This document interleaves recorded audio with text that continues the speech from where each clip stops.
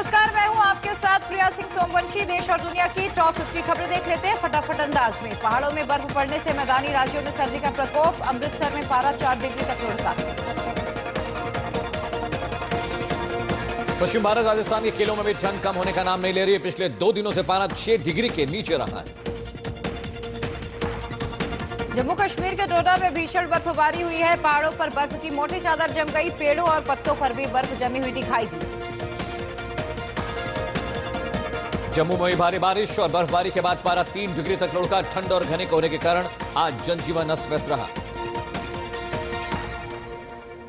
नए कृषि कानून को लेकर आंदोलन कर रहे किसानों और सरकार के बीच हुई चर्चा में रजामंदी हो गई है। किसानों के 4 प्रस्तावों में से 2 पर सहमति बन गई। साफ इंदौर की बैठक के बाद कृषि मंत्री नरेंद्र सिंह तोमर ने कहा कि पर्यावरण अध्यादेश पर रजामंदी हो गई है।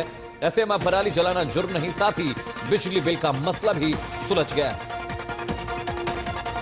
किसानों और सरकार के बीच जिन 2 मुद्दों पर रजामंदी नहीं हुई है वो तीनों कृषि कानूनों की वापसी और एमएसपी है। इन दोनों मुद्दों पर 4 जनवरी को फिर से बातचीत होनी है। 4 जनवरी को किसानों की एक बार फिर सरकार के साथ बातचीत होगी। तब तक किसानों का आंदोलन तेज रहेगा। केंद्रीय कृषि मंत्री नरेंद्र सिंह तोमर ने कहा कि पहले की तरह इस बार भी बातचीत का माहौल अच्छा रहा। बैठक में लगभग 50% मसलों पर सहमति बन गई है। कृषि मंत्री ने कहा कि किसानों ने 4 प्रस्ताव रखे थे, जिसमें 2 पर सहमति बन गई है। एमएसपी पर कानून को लेकर चर्चा अभी भी जारी है। कृषि मंत्री नरेंद्र सिंह तोमर ने कहा एमएसपी जारी रहेगी और एमएसपी पर लिखित आश्वासन देने के लिए तैयार है। कृषि मंत्री ने कहा कि किसानों के लिए सम्मान और संवेदना है। आशा है कि किसान सरकार में सहमति बनेगी। ठंड में आंदोलन कर रहे बुजुर्गों, बच्चों और महिलाओं को लेकर कृषि मंत्री भी काफी चिंतित नजर आए। उन्होंने आंदोलनकारियों से उन्हें घर भेजने की गुजारिश की। बैठक के बाद किसान नेता राकेश टिकैत ने कहा कि सरकार ने हमारी 2 मांगों को मान लिया है। अब 4 जनवरी को अगली बैठक होगी। महाराष्ट्र के गृह मंत्री अनिल देशमुख ने कहा कि उनकी सरकार मजबूत है और ईडी का इस्तेमाल कर राजनीति करना गलत है।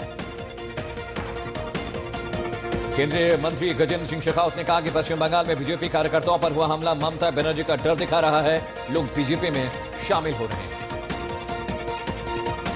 पश्चिम बंगाल की मुख्यमंत्री ममता बनर्जी वीरभूमि जिले के आदिवासी बहुल डांगर गांव में गईं और यहां लोगों की समस्याएं सुनी। इसके बाद ममता बनर्जी एक होटल में पहुंच गई, दुकानदार से बातचीत की और उसके साथ सब्जी भी बनाई। प्रधानमंत्री नरेंद्र मोदी अगले महीने पश्चिम बंगाल के दौरे पर जा सकते हैं। प्रधानमंत्री मोदी का ये दौरा 23 जनवरी को हो सकता है। 23 जनवरी को नेताजी सुभाष चंद्र बोस की जयंती है। नेताजी बोस के जन्मदिन को बड़े पैमाने पर साल भर मनाने के लिए केंद्र सरकार ने एक हाई लेवल कमेटी का गठन किया है, जिसके अध्यक्ष गृहमंत्री अमित शाह होंगे। असम विधानसभा में राजकीय मदरसों को समाप्त करने वाला एक विधेयक पारित किया गया है। इस विधेयक के तहत सभी सरकारी मदरसों को खत्म कर उन्हें सामान्य स्कूल में बदल दिया जाएगा। राजस्थान में कांग्रेस सरकार के विधायक और जनप्रतिनिधियों ने 5 जनवरी से किसान बचाओ देश बचाओ अभियान चलाने का फैसला किया है। विधायक, जनप्रतिनिधि और कार्यकर्ता गांव-गांव जाकर लोगों से मुलाकात करेंगे।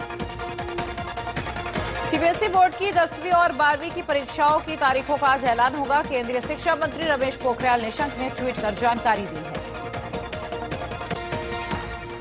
किसान आंदोलन के बीच हरियाणा में बुधवार को निकाय चुनाव के नतीजे घोषित हुए, जिसमें सत्ताधारी बीजेपी और जेजेपी को हार का सामना करना पड़ा है।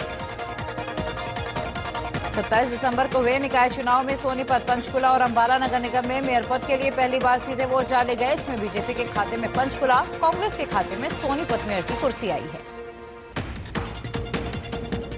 हरियाणा में हुए निकाय चुनाव में अंबाला में जन चेतना पार्टी की शक्ति रानी शर्मा को मेयर पद के लिए चुना गया है। इस जीत पर पार्टी अध्यक्ष ने कहा, यह जनता की जीत है।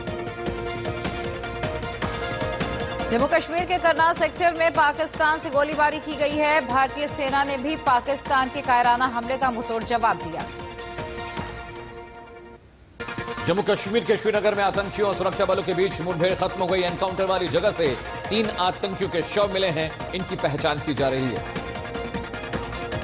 शिरडी के साईं बाबा के मंदिर के आज रात दर्शन के लिए कपाट खोले जाएंगे। भीड़भाड़ को देखते हुए मंदिर में आरती नहीं की जाएगी। दिल्ली पुलिस ने 31 दिसंबर की शाम में होने वाली पार्टियों को देखते हुए सुरक्षा के पुख्ता इंतजाम किए हैं। साथ ही पुलिस ने एडवाइजरी भी जारी की। न्यू ईयर को देखते हुए दिल्ली मेट्रो ने बड़ा फैसला लिया है। रात 9 बजे से राजीव चौक मेट्रो स्टेशन से बाहर निकलने वाले सभी दरवाजे बंद रहेंगे। नए साल के जश्न के लिए महाराष्ट्र सरकार ने एडवाइजरी जारी की है। कोरोना को देखते हुए रात 11 बजे से सुबह 6 बजे तक कर्फ्यू लगाया जाएगा। गुजरात में मुख्यमंत्री विजय रूपाणी ने नाइट कर्फ्यू 14 जनवरी तक बढ़ा दिया है। गुजरात के 4 शहरों में 1 जनवरी से नाइट कर्फ्यू रात 10 बजे से सुबह 6 बजे तक रहेगा। देश में पिछले 24 घंटे में 20,549 नए केस सामने आए हैं। वहीं 26,000 से ज्यादा मरीज ठीक हुए हैं।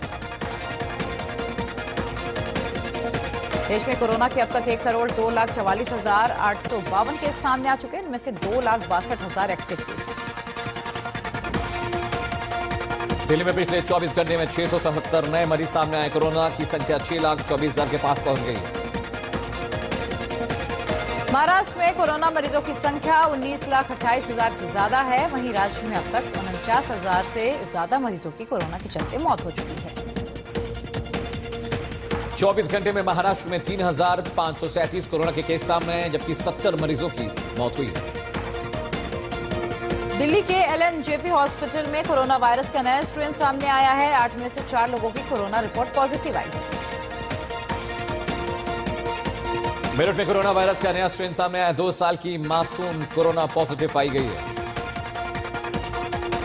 दुनिया भर में कोरोना से अब तक 8,28,59,000 से ज्यादा लोग संक्रमित हो चुके हैं, जबकि 18,07,000 से ज्यादा लोगों की मौत हो चुकी है।